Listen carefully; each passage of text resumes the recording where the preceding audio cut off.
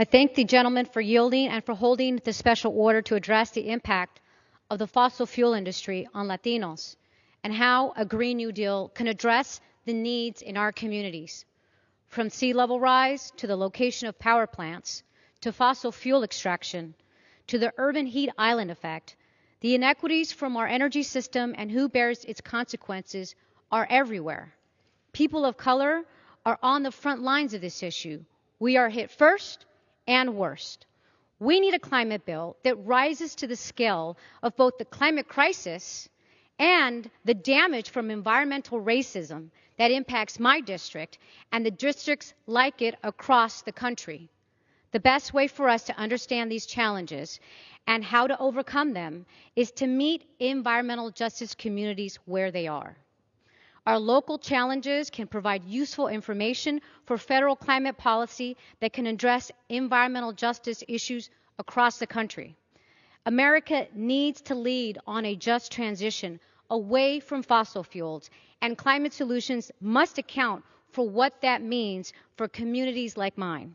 We deal with pollution from oil refineries and ongoing urban oil drilling, which has a direct impact on the quality of the air we breathe. At the same time that the fossil fuel industry has a disproportionate footprint in minority communities, these industries often provide jobs, including union jobs, to my constituents. As we work to unwind the fossil fuel economy, we need our climate policy to ensure a just transition includes the needs of communities of color. This means creating union jobs in the clean energy industry with great benefits, and it means opportunities for minority-owned businesses to play a leading role in the clean energy future of tomorrow. We must also focus on air emissions from ports and the communities near them bearing the burden. In my district, I have the Port of Los Angeles, one of the most ambitious ports in the country when it comes to reducing emissions.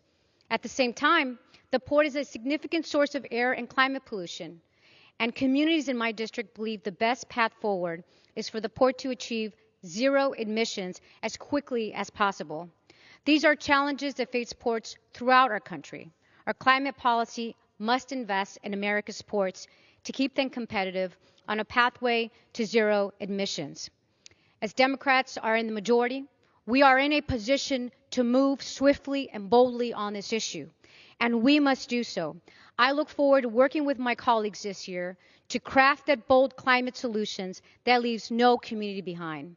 Thank you, and with that, I yield back.